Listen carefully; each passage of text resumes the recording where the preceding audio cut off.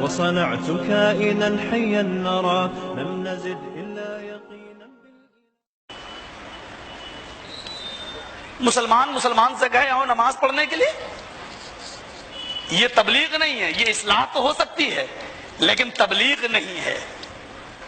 وہ لوگ غور کریں جو 40 دن کا چلہ لے کر جاتے ہیں، وہ لوگ بھی غور کریں جو 3 دن کی جماعتیں لے کر جاتے ہیں اور وہاں کتاب و سنت کو چھوڑ کر ایک ملا کی، مولوی کی لکھی ہوئی کتاب وہاں پڑھائی جاتی ہے اور یہ کہا جاتا ہے کہ اس میں کتاب و سنت کا نچوڑ ہے، ایسنس ہے، کتاب و سنت کا مغز ہے اس کتاب کے اندر.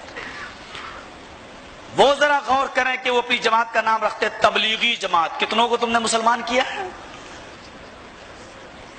اس جماعت کا نام وہ کہتے ہیں تبلیغی جماعت ہے. کتاب کا نام رکھا تبلیغی نصاب.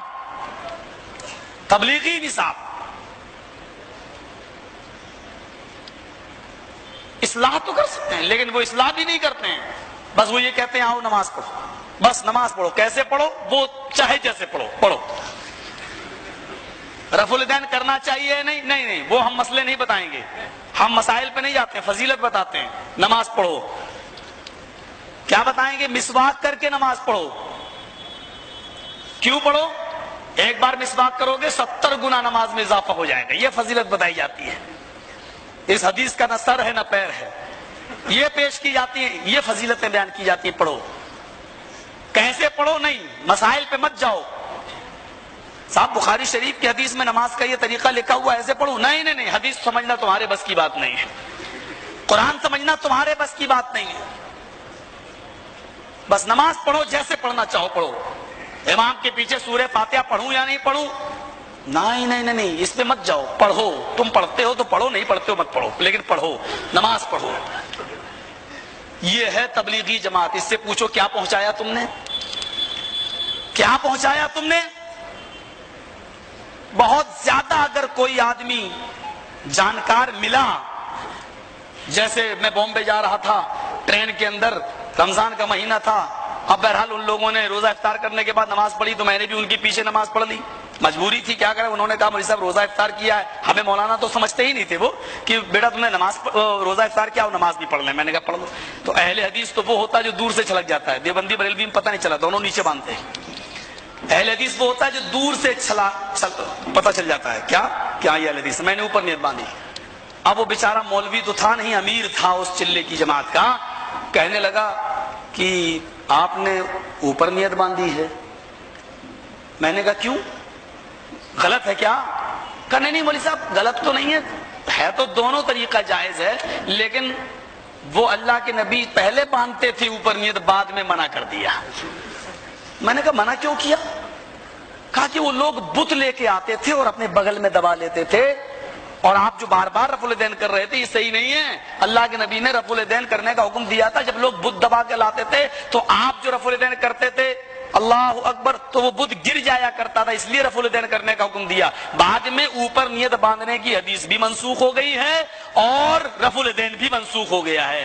میں نے اس سے کہا میرا اختلاف اس رفع الیدین پر نہیں ہے جو شروع میں کیا جاتا ہے افتتاح میں اللہ اکبر. ہم تو اللہ اکبر کہتے ہیں، تم اللہ اکبر کہتے ہو. میرا اختلاف اس رفع الیدین پر نہیں ہے. یہ تو تم بھی کرتے ہو ہم بھی کرتے ہیں، اس میں اختلاف ہی کہاں ہے.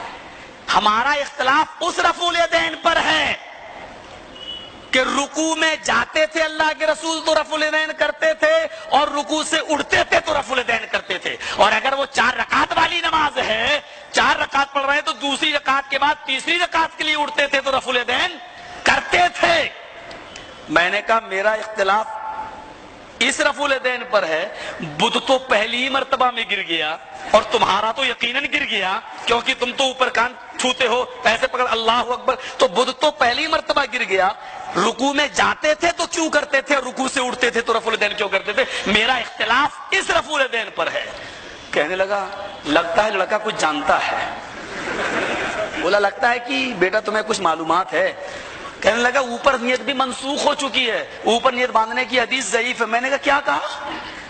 اہل حدیث کو کہتے ہو کہ اوپر نیت باندھنے کی حدیث ضعیف ہے؟ کہنے لگا ہاں ضعیف ہے، بلکہ ہمارے بہت سے مولوی کہتے ہیں موضوع ہے. یہ ہوتی ہے ایک جاہل کی پہچان. آج کل چلہ کون کر رہا ہے؟ مولویوں کی کوئی جماعت نکلتی ہے؟ کبھی دیکھا ہے کہ دارالعلوم سے فارغ ہونے والا کبھی چلے میں گیا ہو؟ دارالعلوم ندوہ سے کوئی فارغ ہو کر چلے میں گیا ہو؟ اناریوں کے ہاتھ میں اس طرح دے دیا، بندر کو اس طرح دے دو گے تو شیونگ کرے گا یا گردن کاٹ دے گا؟ آج جنہوں نے سب سے زیادہ انہوں نے دین کی گردنیں کاٹی ہیں، یہ 40-40 دن کا چلہ کر کے اپنے آپ کو بہت بڑے مفتی بنتے ہیں۔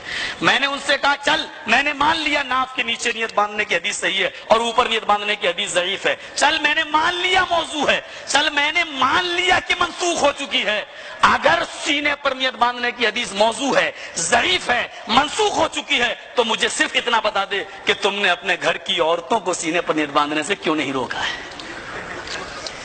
تمہارے گھر کی عورتیں سینے پر نیت کیوں باندھتی ہیں؟ اور ابو حنیفہ نے یہ کیوں کہا کہ عورتیں اوپر باندھیں مرد نیچے باندھیں؟ اور ان کا ایک شاگرد ابو حنیفہ کی ذہانت بتاتے ہوئے کہتا ہے کہ اوپر نیت عورتوں کو اس لیے باندھنے کا حکم دیا ہے کیونکہ عورتوں کی شہوت ان کے پستانوں میں ہوتی ہے، اور مردوں کو نیچے نیت باندھنے کا حکم اس لیے دیا ہے کیونکہ ان کی شہوت شرمگاہ پر ہوتی ہے۔ نعوذ باللہ من ذلک۔ سیکس اسپیشلسٹی بتائی جا رہی ہے کہ کتنے جانکار تھے وہ، کتنے ماہر تھے۔ بتاؤ تو صحیح، بدنام سب سے زیادہ کس نے کیا ہے؟ میں اس طرف نہیں جانا چاہتا ہوں، نہ میرا یہ موضوع ہے، میں چاہتا ہوں کہ